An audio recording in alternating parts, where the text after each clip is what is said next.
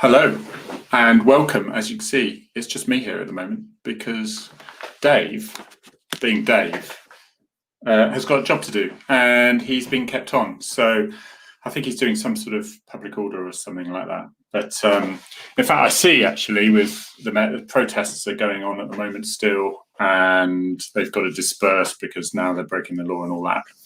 What a surprise that was. But yeah, it's been a bit of a few days, really, isn't it? Really, bit of a couple of days. I think it's probably hit everyone a little bit hard, hasn't it? Hello, Lauren, Lynn, and Suzavenu.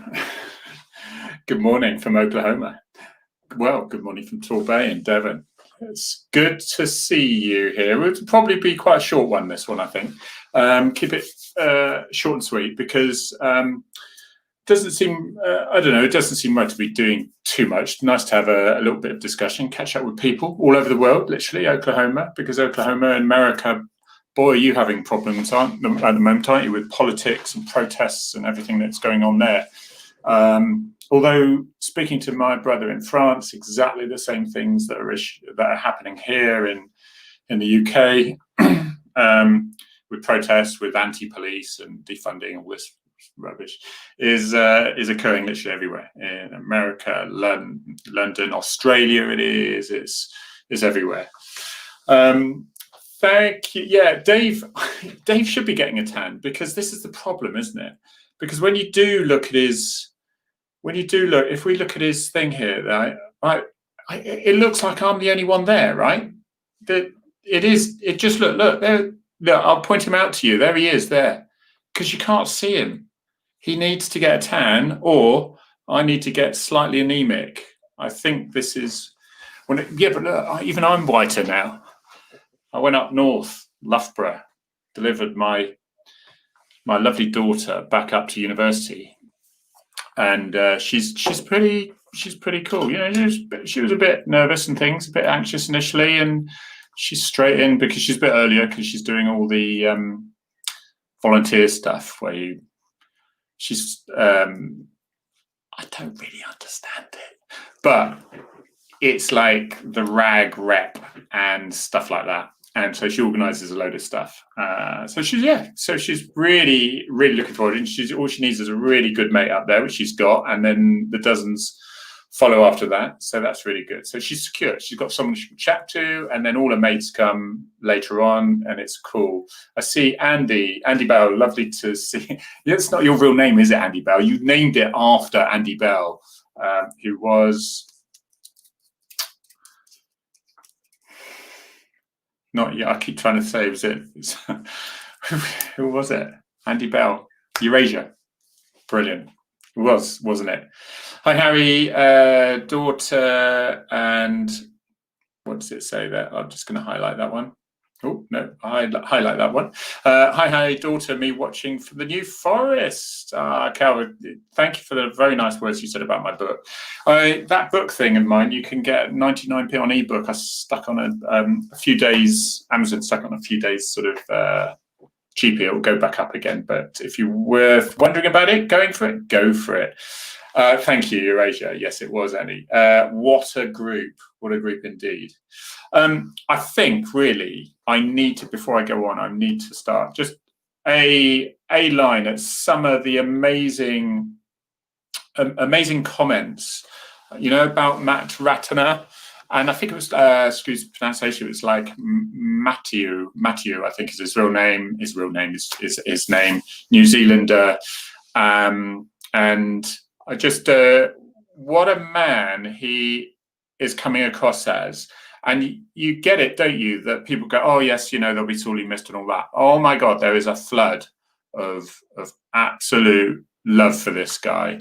Somebody DM me, and I won't say who it is, obviously, but it's someone we know quite well here amongst us on our Twittering and all that. But and they just said he was a guy that when he came into work, you gave him a hug. He was that one of those characters, you know, that just light up the place, and it's just utterly tragic that so far into his career, joined in 1991. I joined in 1990. Literally, I think some said between 8 or 14 weeks.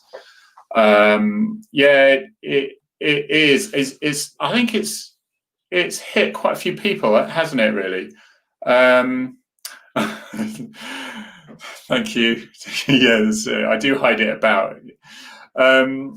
It has hit quite a few people, and it's amazing how many people actually knew him as well. People who said, "Oh yeah, I remember booking in my prisoner," and all that. He was one of those that would make someone who was a probation or whatever feel comfortable, and would be a big smile on his face. I didn't know him. I didn't know him at all.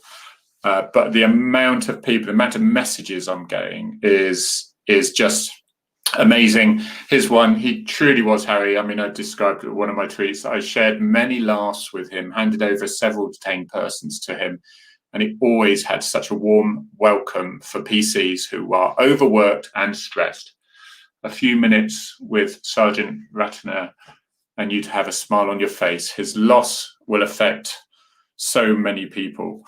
And I mean, it's just, it's so tragic because, I mean, he's another Miles's good friend, really. He was a top man, unflappable, always smiling, quick-witted, and a big presence wherever he was. Still can't believe he's gone. And I think this is what people are saying. I mean, there's a photo on sort of the internet, and it's just of colleagues. Just some guy's just turned up. He's plain clothes. He's obviously a colleague of his, and he's just fighting back those tears. It's just,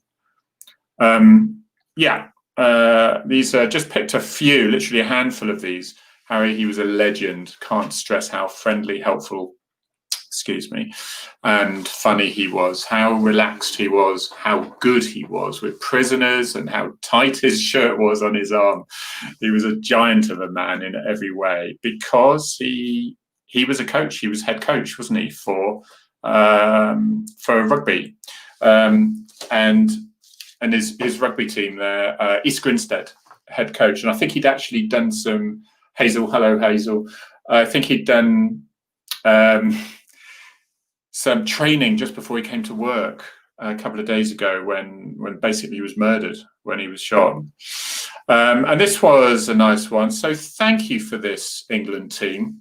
England Rugby. Our thoughts on those of the entire rugby family are with the family and friends of Sergeant Matt Ratner, head coach. And that's at East Grinstead, who gave so much to our sport. So, it just goes on. And I think Heathrow aviation cops, they got together. I mean, I thought this just shows, first of all, stunning. Even though I'm a bloke, I can tell those are a stunning bunch of flowers.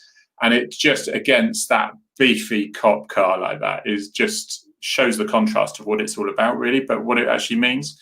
And I think this is what I've really found from these things, is because over the last few months, the police have got an absolute kicking. And it started with America, and America isn't nearly as bad as the protesters are making out. It's absolutely not the case. There's some absolutely wonderful, wonderful police officers in America. And I think there's a couple of little pockets which could be improved, the training could be improved, whatever. But there's nothing to warrant this huge backlash and defunding the police rubbish and all that. But this is sort of, and with the protests that occurred in London, with all these Black Lives Matter stuff and all that, which we've obviously become aware of what that's all about now. Cops were just a number, and they were there to kick and throw things at. And I think an event like this just sort of reminds people, especially maybe some of those younger, more easily influenced people who like to go to a protest because they actually haven't contributed much in life yet. And that's not bad. It means because they're young and they're inexperienced, and they think, yes, I want to save the world, and yes, we need to save our colleagues who, our minority groups who are being beaten to death by the police, which simply isn't happening. And maybe this is just a little nudge to say, look, you can't help hearing about the character of this individual. to see what actual human being he is. And this guy here was a typical of many cops who are just wanting to do the best thing they possibly can. They've done it for 30 years and they're involved in the community and they're being rugby coach. They're making people's lives better as they come into a potentially dreary, horrible custody at 3 a.m. when they're knackered and they wanted to go home, but now they can't because they know they've got 4 hours paperwork to do. And I think it also shows that there's no safe place either within the police. You know, you'd think custody would be one of the slightly safer places. I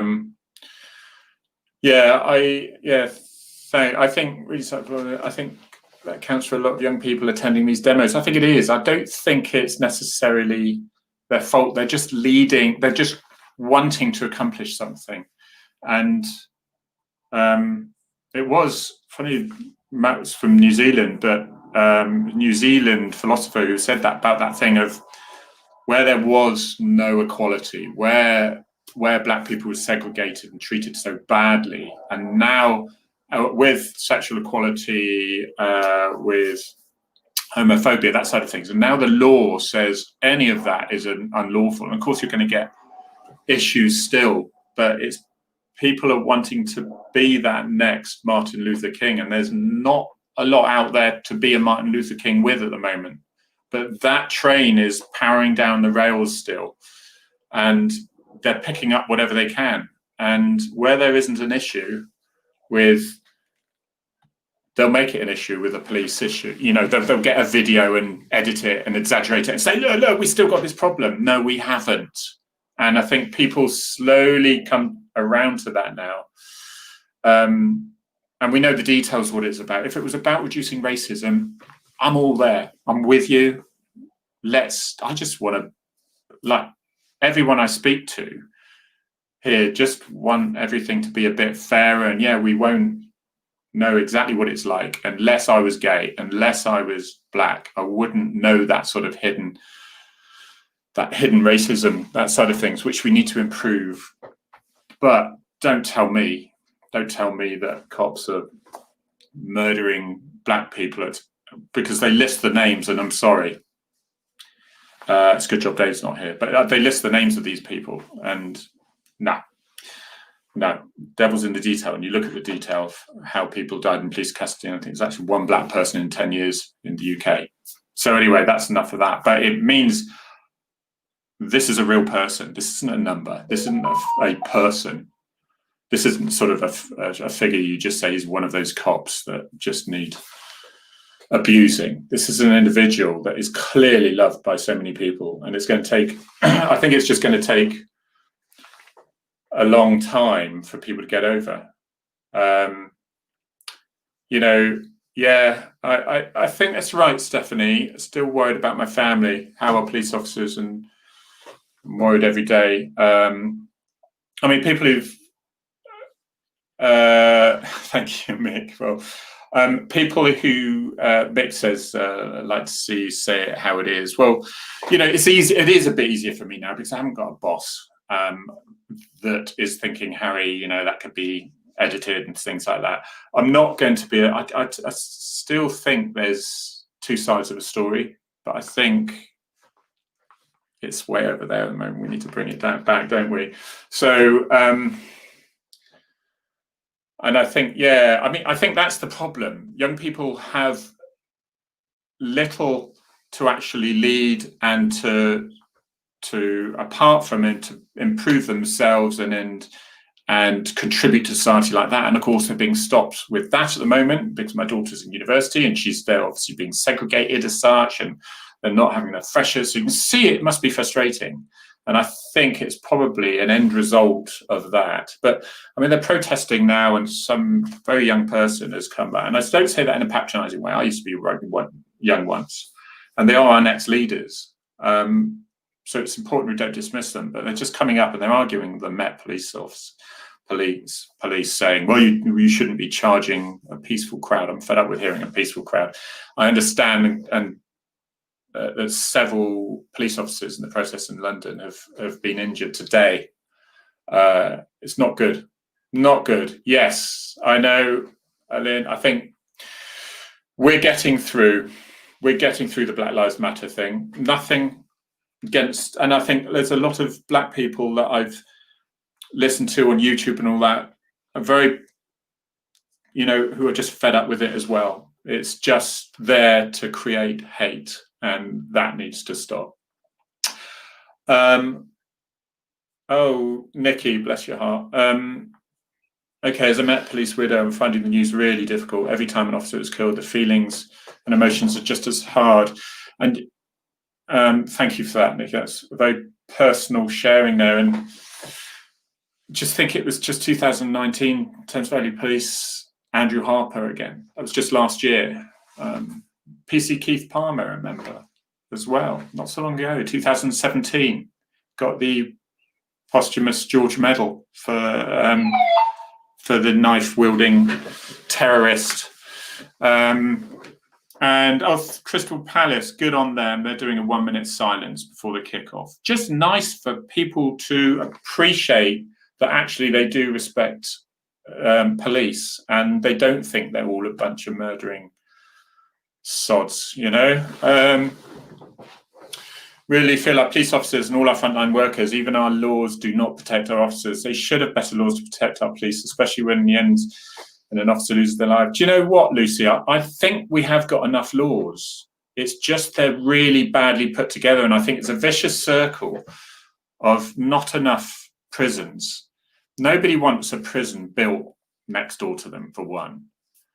It's almost like an admission of failure for a government to build more prisons, even though I believe they are.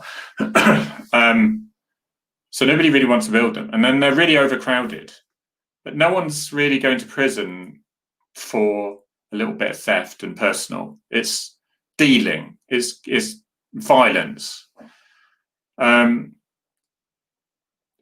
it's just, I think everyone agrees it's just rubbish. And then you get the statistics, so more people are going to prison for longer periods. My God, what were they going to before then? You know, it's not, it just, I remember in the old days when I was in Torbay about 30 years ago, 20 years ago and all that, God, somebody, you know, and I don't mean a push with a police officer, but I mean somebody injured them. Somebody gave them a black eye or, you know, then that's considered out of order. The magistrates would throw the book at them. Now, they can only imprison people for 6 months, magistrates can. Otherwise, they say, no, too serious for us, then push it across to the Crown Courts and they'll deal with it. But they may not give them any. So the magistrate might think, well, I'm going to give them 6 months. I'd want to give them 9 months, but I can't do that. So push to the Crown Court, and the Crown Court give them a little bit of a conditional discharge, whatever. So, yeah, it's not, I think we've got enough laws, it's just the processing of it. And it's just a circle. If only community service worked well, and I don't mean for punching a police officer or injuring a police officer, I don't mean that, but if only community service worked well for the lesser offences, and then it was sort of a zero tolerance then for like public order offences or, you know, lesser assaults. You know, you don't want your teenage son, if he got drunk and just lost his temper once, completely out of character, to go to prison, right? I think we can agree with that. But so if the community service was better, but then of course health and safety and all the supervisors, and then you have to be trained to stick a hard hat on or something stupid. It just makes it uneconomical. It just doesn't seem to work. And I still would love to meet someone who deals with that officially. Community service, and or just let me know, because I have heard off the record how frustrating it is.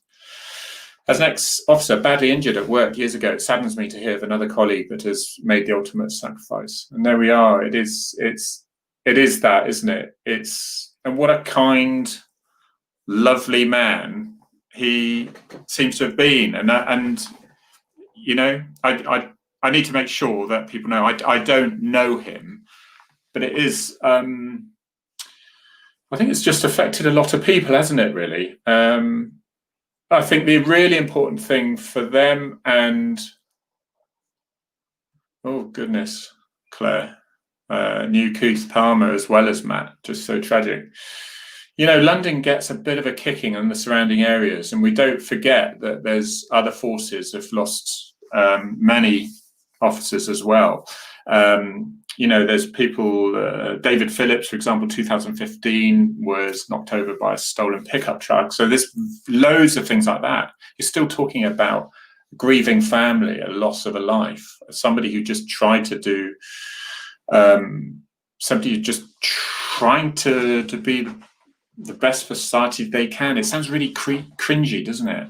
But actually it's quite nice. I just didn't want to do something where it was like, you know, I mean, my son works in a supermarket, and you could say, well, he puts stuff on the shelf, but if he didn't put stuff on the shelf, then there'd be massive panic buying for what was on the shelf, and there wouldn't. You know, it's crucial stuff. But I suppose I wanted to look the people in the eyes and see that improvement happening, that their lives being slightly better. You know, if you go to a road traffic collision, for example, you know, and just make them feel a little bit better 5 minutes after you turn up. I mean, it's so rewarding, that sort of thing. I'm going to turn my, you know, this is my security camera going off because my wife or something's going out and coming in, which reminds me, which is because we will dip back to this again, I promise you guys, reminds me of my daughter going to Loughborough. I said to her, look, if you want to know what we're doing and, you know, see us occasionally and you want to see Arthur, because we're not always the best at sending her photographs, and yet my wife is, but I'm terrible. But then you need to look at the security camera, which she's online. So I sent her this one yesterday.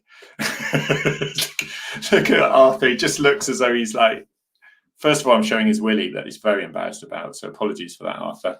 But it was good. So that saves me. That's a sort of another selfie type thing, I suppose. You can argue. But if we got Clark to the court who hopes to moderate sentences given, so all judges in alignment with each other. What's this? Clerk to the court who help? Yeah, the clerk. So everyone knows in the magistrates' court, the clerk is the person who knows all the law. The magistrates are basically volunteers, yeah? So the clerk, so the magistrate said, right, hang him. And the clerk says, I'm afraid you can't actually do that. You're not allowed to do that because it says in this book that hanging was given, you know, we stopped doing that a long time ago, that sort of thing. So, but it is who helps to moderate sentences given. So all judges, yeah. So we all like the old ones, didn't we, though, where the favourite magistrate, let's hope this magistrate's up because they'll, you know, they're gonna really, you know, do them. They're going to send them down without a doubt. It was always quite good with that. Mick, you what? You got a parrot? Oh no, I haven't. No, it's not a parrot. No, that is Dave's. No, that was a. So when I've got somebody walking by, it tells me someone actually coming to my front door. Otherwise, there's a lot of Amazon deliveries, but I don't think there is. Thanks for answering my comment. Lucy, that's okay. Full respect for the police and frontline workers. We should be looking at community service for lesser sentences. We should, but if it worked, and that if only it would work. Don't give Arthur that. You know, Arthur's fine. All right, Arthur. Since I've stopped work in end of April, I've had so much dog walking time. But it did bring me back to when this sort of thing didn't happen to me, fortunately. But it's really important that people who knew Matt do actually talk about it and as a section. And I hope that the sergeants of each sections in all the forces are just, you know, not too proud and too hard to think, well, you know, let's crack on with work. It's just nice to actually talk about it again. Because people have got private lives they're trying to deal with as well, and work is an added thing, whatever work you're doing. So, you know, it's really just important to get out, give them time to grieve for a moment. It is police family. I see what they mean. And I thought when I left the police, I thought I'm leaving that family, and I was determined not to be a Klingon to that family and be a pain. I remember, but. Do I feel part of that family still? Yeah, I'm still very protective for them still.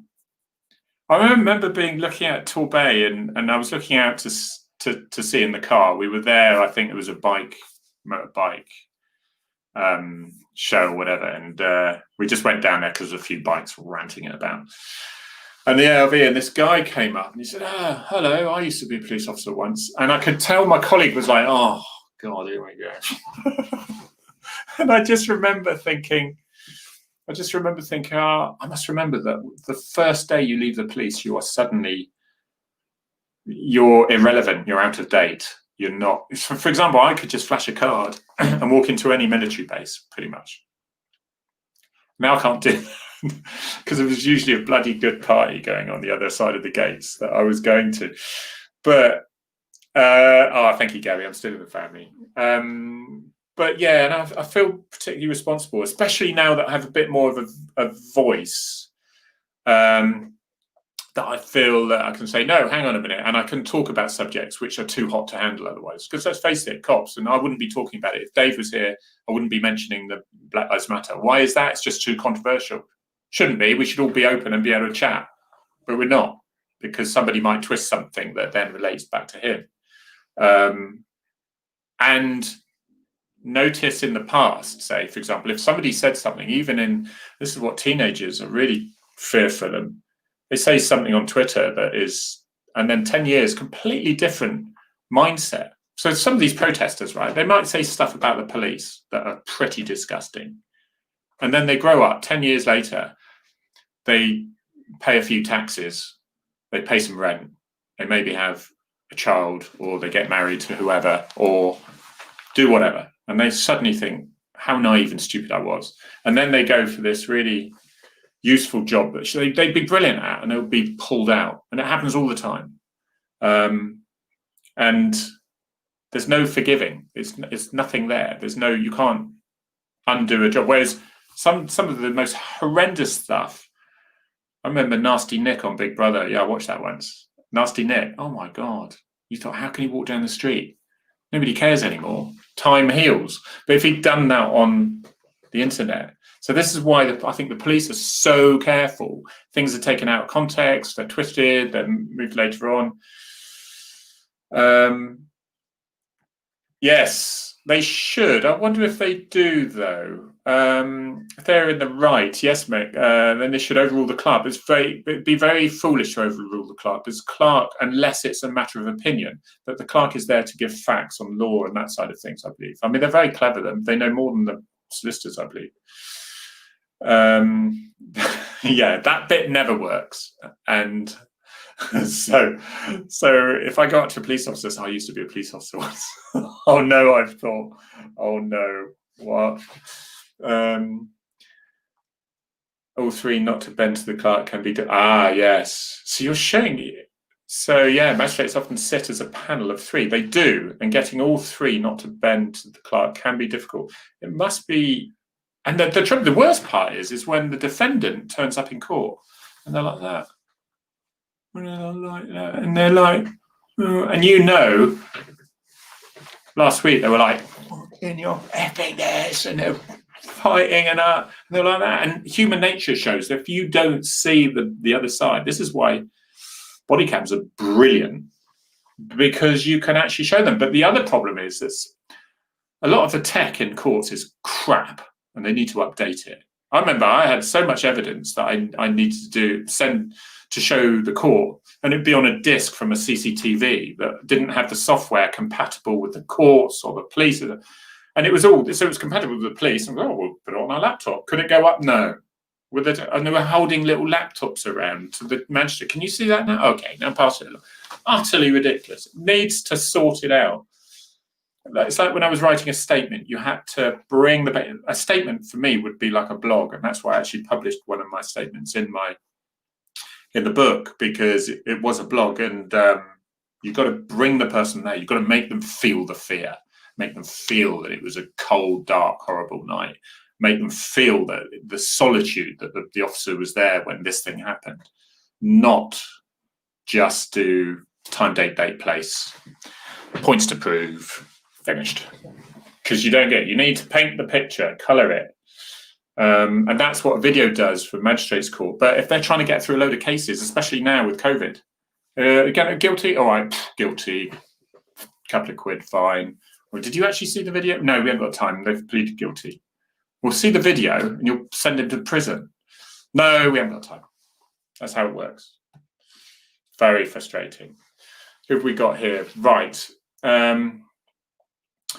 Yes. Do you know what? They did say the police was effed before 30 years ago, and they're still saying it's effed now. Police had a harder job now than I was growing up in the 1990s, and you are policing the town, and now we don't see them much unless police are. Yeah, because I mean, you have to admit, though, Stephanie, I think as well, that the crimes we're getting now, whereas before it pretty much was burglary, theft, fraud, assault. And there wasn't an awful lot more. There were offences going on behind closed doors that we weren't aware about so much. And then the internet came in. And of course, then you've got all the online crime. And of course, fraud went online. And instead of physical assault, then maybe it was absolute. And, you know, it's where kids were getting. I mean, I remember school. If you were bullied at school, you had a weekend off from it all until Monday morning, in which case things had calmed down maybe, but there's no escape from it. It's a totally different sort of parenting, policing, schooling, and that side of things now. So are your officers best off walking down the street where none of the crime is happening, or are they best off having a load of those behind the scenes digging in, looking for child porn and that side of things to get the offenders off and get prosecutions? Sort of county lines crime.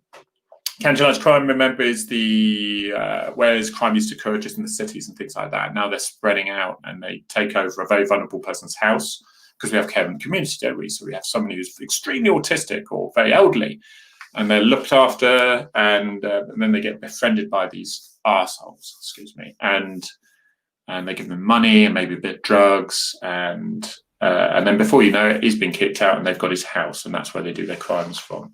That's called cuckooing, believe it or not, as you can imagine from the description. Hello, Ginger. Yeah, we've been discussing that, and yeah, just a little thing in. Just had a little memorial, really, haven't we, for Matt and the policing family as such, who are really struggling in the area.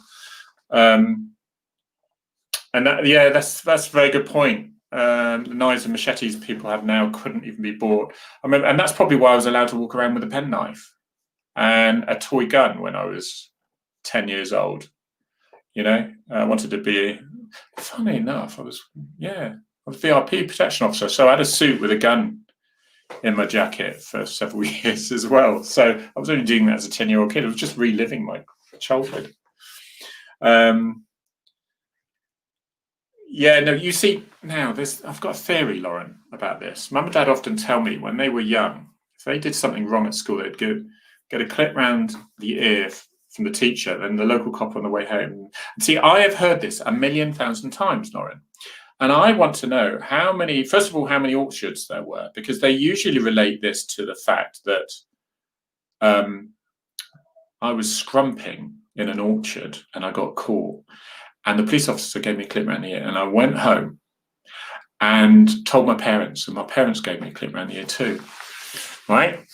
Now, either that is something used by many people to set a scene and say how things were, or there were 1,000,000 orchards and even more kids nicking apples, because I have heard this all the way through my career. So I'm not, Lauren, for a moment saying your mum and dad were exaggerating or telling lies. They might have been the ones scrumping, but they weren't scrumping. They were told off in school. And that's the problem, isn't it? And I've got a real theory that is where the discipline used to be there. Don't we all remember the teachers which you used to fear? And they used to be not the big shouty ones. They used to be the quiet ones. They used to be like that. You just run it and you'd be like, oh, no, and then be talking, and then it'd be slightly murmur as everyone looks around the teacher and like that.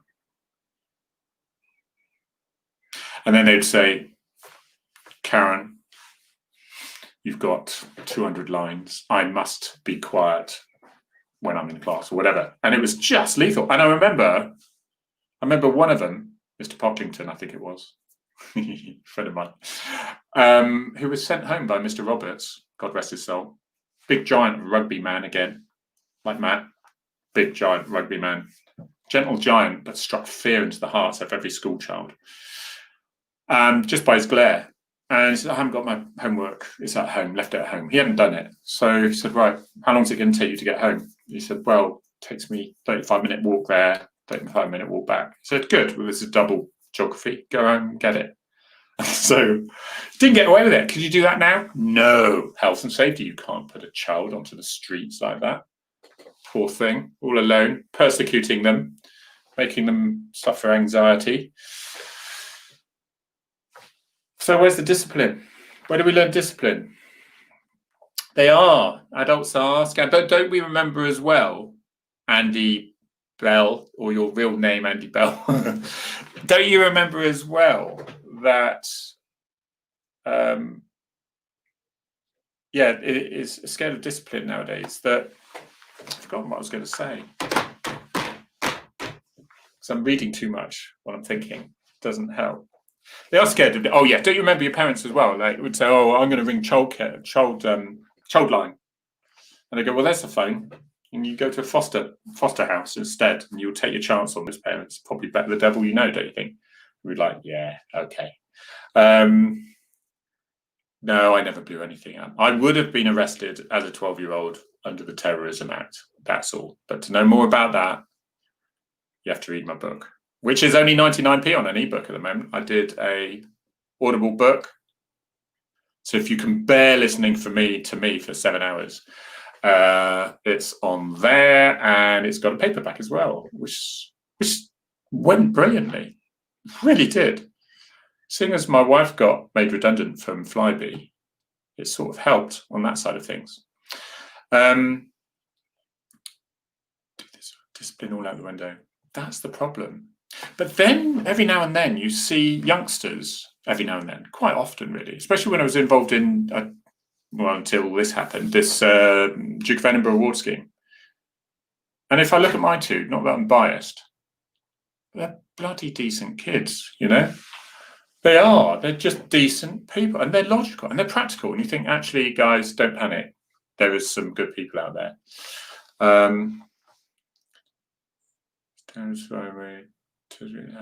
Right, okay. I can't just. So, Lauren, yeah, my dad sadly used to be in trouble a lot. Lost his mum at 15, and was downward spiral. My mum tells me it only happened to him. Even she was perfect, apparently.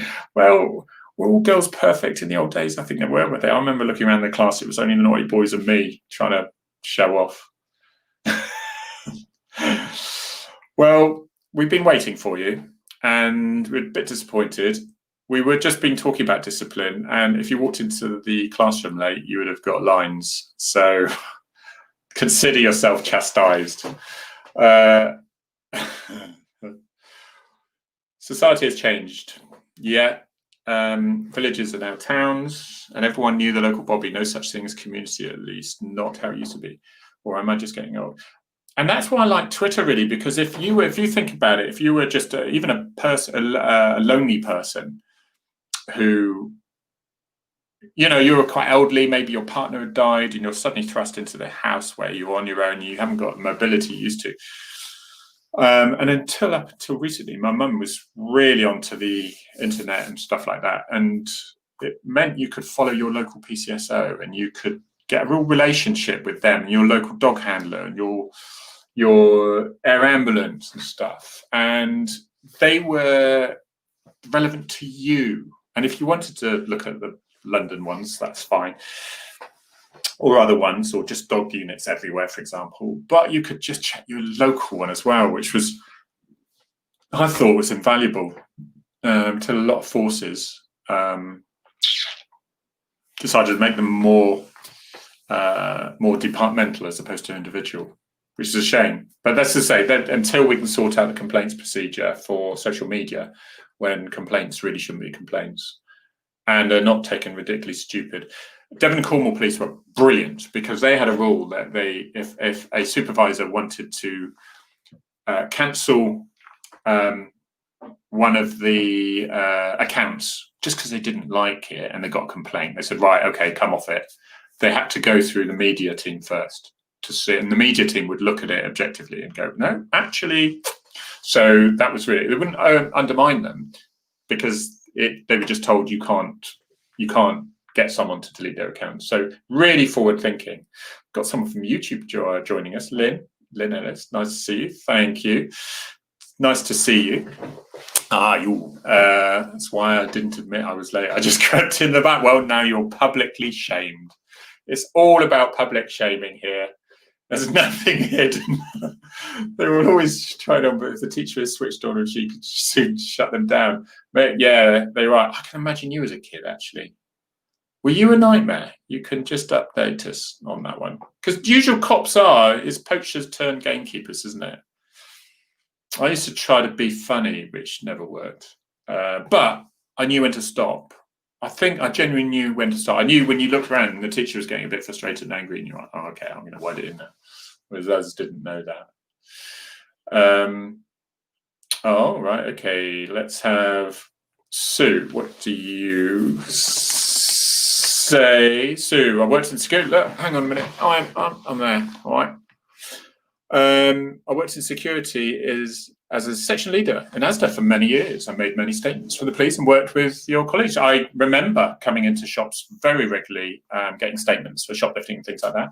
I'm not impressed with the way the law works in many ways. People get away with all sorts because of the way the law protects the guilty. A little bit of home discipline goes a long way to building a lot of future respect. The law was made the job of the police and the courts really hard when I'm not. And that's where I've said, really, I think the first time a lot of young people get told no is when they're drunk falling out of a pub and they meet a police officer. And how many times have I been argued against by people who genuinely think they're right to say, you can't do that.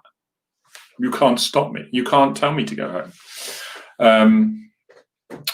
Which is when I'd say a little knowledge is dangerous. So I suggest a copper of 25 or 30 years service probably knows what they can and cannot do at that stage. Yes. How many people actually know the name of the local police person? Well, the trouble is, Hazel, I think they probably change so quickly as well, don't they? Used to be 2 years probation, which still is sort of thing, but you'd be in that place. But I remember, even again 30 years ago, I remember pointing at Torquay Police Station and saying to someone, how many police officers do you think are working in Torquay Police Station? And they'd say, 30, 40, because they'd see the windows and they'd think there was a copper behind each window. Well, I think even then there was 11 working, but then there were more working in Paynton, more working in Brixton, whereas now you've probably got 9 for the whole of Torbay. And you sold the police stations, so you sold the family silver. And it's only just to keep, because otherwise there'd been far less police officers. So that's what defunding the police does for you. The majority of money is spent on wages, the huge majority. So there's only so much family silver you can sell, police stations, cars, equipment. That's the problem. And of course, now when they say, well, suddenly there's another 100 million to the whole country, which is 7% extra of what they took away. So they, still owe us 93%.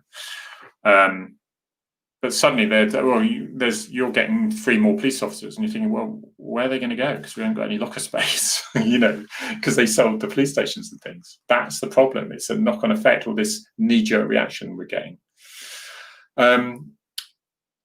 Gillian Roberts, let's see. Oh, this is quite sweet, actually. I was very shy at school, was seen as a snob, when I became an adult and found my voice of opinion, maybe stand out Gillian. I think a lot of people felt that, because suddenly people realised that everyone, and it in policing, and so I did a lot of VIP protection stuff. So I knew all the royals were pretty normal people, and I wouldn't be pally with them, and I'd be quite respectful and things like that. But I didn't quake in my boots. I did, if the Prime Minister of Holland that I was looking after for a bit didn't, because I knew they're normal people, I'd be doing recce's with Lord Lieutenants. Lord Lieutenants, so they represent areas of There's one in Devon, there's one in Cornwall, and there's in probably every other county in the UK. And they're the ones that when there's a royal visit, and it's all to visit charities and local businesses, it's really, really effective stuff that isn't publicised enough. Then they make sure it works. And so I would liaise with them, and they're usually people with a massive manner who come with a lot of history, and they're very posh and stuff. They got some serious money, but given their dues, they because they're usually massive landowners with farm tenants or whatever. But then they go and do this charity stuff, and they're posh, but you just get on with them like a house on fire, because we'd be barely laughing in the car because you've got that right level of respect for the position. It's a bit like with chief constables and deputy chief constables. I would always throw in the odd sir now and then, just so they knew I wasn't getting too familiar with the role, but you could have a joke, you could have some fun. And I think that's what people realise when they leave school and they suddenly get a bit of confidence. That's the right thing to do. And then you realise that there's no limits really. I've been missing what Mick's been saying, I should think. I believe more buildings will be sold off now due to working from home. Well, yeah. How are people going to meet people? Like, is it all going to be Tinder? Is that what it's going to be? Because I understand that doesn't work. And then if you can't actually see each other. Somebody said, could you imagine some time ago if they said that all adolescents are going to have to remain what's the word when you don't have sex? Put it up here. I can't think of it. They're gonna have to, because they're not able to meet people. So literally, they cannot have relationships and things like that. And so, who'd celibate? Thank you, celibate. God, it was killing me. Thank you. Andy, you're going to have to put your real name for me sometime, mate, unless you just like being massively incognito. Unless you are Andy as well. Unless you're Andy Bell.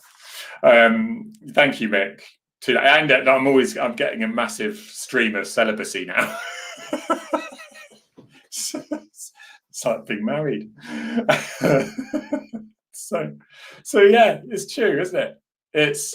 So if they said, right, the government's going to ensure that all teenagers are going to remain celibate for probably a year, they think, oh my God, Marxism's come in. Yeah, it's all right. No, don't DM me because I'll slip. I'll give it away. So yeah, married. So I've just got a whole timeline of celibate. Hello, Sandra. It's nice. From Facebook. See, and apologies to anyone on Dave's Facebook. I did question because I was on my own, and there's a lot of people on Dave's. It's linked into Dave Wardell's Facebook with Finn, and I apologise for anyone who is. He's working hard. He did tell me that Harry, I might not be able to come because I will if I'm released on time. But there's policing that he's doing that he's been delayed on. So I was warned.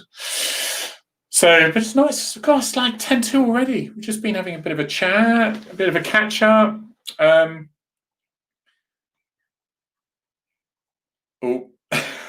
See, that's it.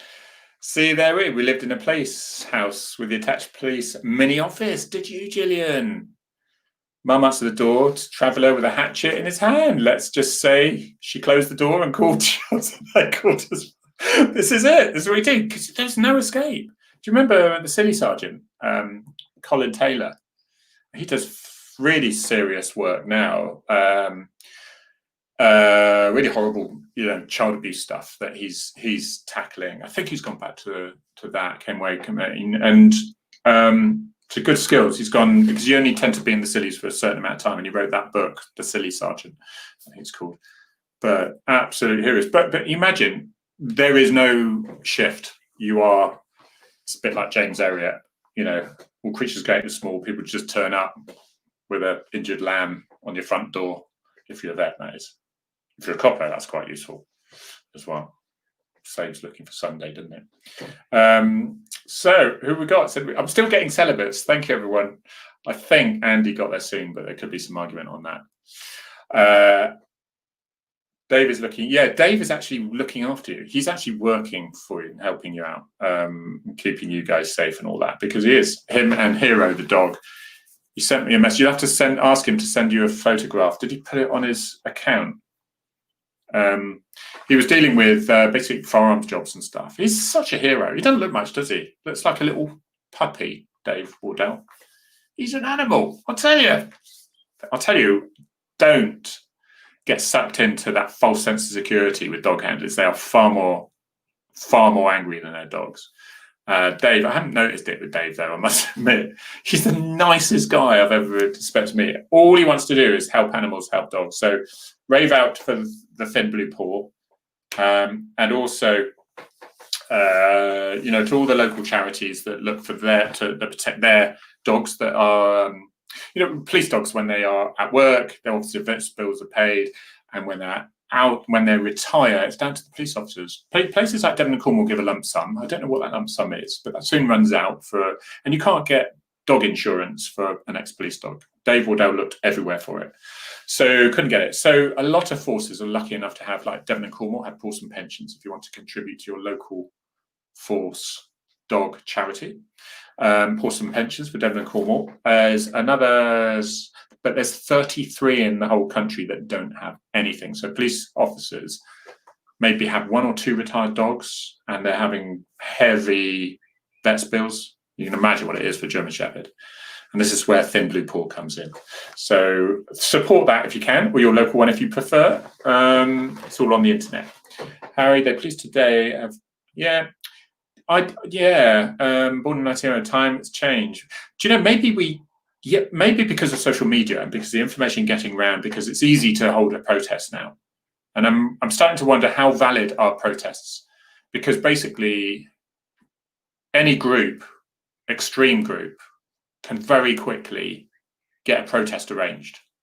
And they couldn't do that before. In order to get a protest arranged before, it took an immense amount of organisation and belief behind that cause.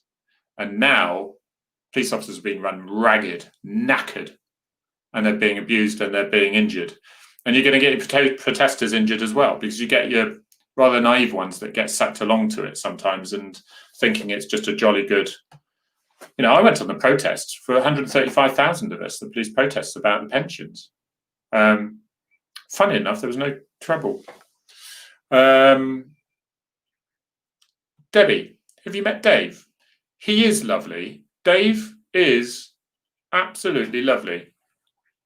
And Mick, yes, he'd be very embarrassed here. He's the nicest guy. I get some toxicity. There is some toxicity on the internet that is really, really disappointing and makes me quite angry. Just people who just thought, you're taking advantage of Finn and all this sort of thing. Finn, I've met several times, and Finn, like, if my dog could go with me anywhere, oh my God, and how much, tell me a dog handler who doesn't care for his dog. Make sure he loves it, going out with his dad, doing these things. And now I won't embarrass Dave while he's here, but Dave has got a van with 200 miles on his clock, all right? He drives to a load of charities and gives awards when they ask, can you come and give an award for his charity? And the great majority of it is his own, it will be his own time. So his own annual leave, his own rest days. And he does it with and his own expense. And he sells a few dog chews and things like that, but doesn't even come to a tenth of what he pays out. What Finn's law has cost him is immense, but that is how genuine this guy is. That is how much he cares about our animals. And it's just important people know that, because there's a lot of bullshit on the internet, on Twitter, where there's certain accusations are made, and it's not good. He is a decent guy. I know him long enough. I've met him long enough. I stayed at his house. He's visited me here. He's been in my hot tub. There's a photo that won't hit Twitter. He's a decent guy. So anyway, that's enough on that. Right, it's a bit of someone else's what's the point. It's someone who disagrees. Yeah, it's interesting. So I just think, don't remember where it was. So I'm just reading a few little notes here about. Yeah, Mick, it is because Mick, you know Dave very well. I've met you, Mick, and your lovely wife, who are Mick. You need to put a recording of your wife's voice. I know it sounds pretty bad now coming from me, but she's a love, and she's that really northern accent. It's absolute music to listen to. Mick, love you both, mate. And Mick was a dog handler and had a dog called Ben a few years ago now, Mick, isn't it? I'd like to know, if possible, more about the entry. Okay, right. Hazel, you'd like to know more about the entry requirements for driving jobs in force. Maybe one of your YouTubes. Driving force, are you talking about civilian driving jobs? Which I don't know much about, I'm afraid, Hazel. If you could just clarify that. How did I meet Dave? This is like a little relationship thing now going on, isn't it? God, was it Twitter Awards? When I won the Twitter Awards, I know. I met him at the Twitter Awards. He came with Finn, and I didn't see Dave for some time because obviously I just saw Finn, even though Dave was attached to him. And you know, those people you just realise that join the job because they are doers. They're not beers. They don't want to be necessarily. They want to do. And Dave's that. And his family are adorable. And, you know, he's had struggle. He's been up against the tide. There's been a lot of grief out there. And it does frustrate me because a lot of the time when these allegations are made, and false allegations, anyone will get it in any business, charity, or whatever, these allegations are made or whatever, or there's slight dispersions. And it's difficult to argue without sounding as thou dost protest too much, you know. But oh, Penny, you are secretly one of my favourites. We'll always remember when I first met you, Harry. It was at Sandy Park. I remember the rugby, extra rugby, when you were on duty, and I came up and asked if you were on duty, and it was you. Penny, you came up to ask if I was on duty, and it was actually me. And I remember you went off like a little firework. Your face is just all grins, smiles, and happiness. And you're absolutely adorable. And you have an even more adorable little dog called Pickles, I think. Pickles? Terrible. Was it Pickles? I think it is. Thank you, Debbie. Yeah, we do get on really well. And I'm sorry he wasn't here. But it's been great. It's been great. But I think just, you know, to finish off, I think would just, just a final little salute, really, isn't it? To Matt Ratner. And I apologise. I think it is pronounced Ratner. You know, he leaves a partner and an adult son. I know they say adult son. There's no time where grief is eased, especially when it's so sudden, so soon before his retirement. And I'll tell you now, there's a lot of superstition about before you retire. And people were a bit surprised where I still carried a gun. I still did farm tactics advice stuff, pursuit tactics, because those are the roles where you would get to not necessarily be hurt, but where you would end up in court with a case going on for years on end. And they said, are you just going to come away from it? And I thought, no, you just got to keep going as you have before in order not to tempt fate and things. But there is this thing as you get nearer your 30 years, your retirement date, if that's when you're going, where you do think, I'll tell you, I never rode my motorbike for 3 months before my retirement because, I'll be honest with you, I'd lose an awful lot of pension payout if my wife got compensation for my death instead of me making it. So, you know, these things are real, but they're real to all of us as well, because we all have careers and pensions and things like that. If you do have a pension or whatever, but it's tragic. It's tragic so soon before his retirement. And it's when people are looking forward to doing things in their lives that are different from policing, it's starting to get exciting. And then wham, life hits you with the biggest sledgehammer that you can imagine. And there's a lot of fallout from that. All his colleagues, all his friends, huge amount of colleagues who all say he's basically a gentle giant, an adorable man who would come in with a beam on his smile on his face, who wasn't patronizing to the young coppers who were knackered and stressed and who were perhaps making mistakes booking him, getting their reasons for arrest and whatever, tripping over.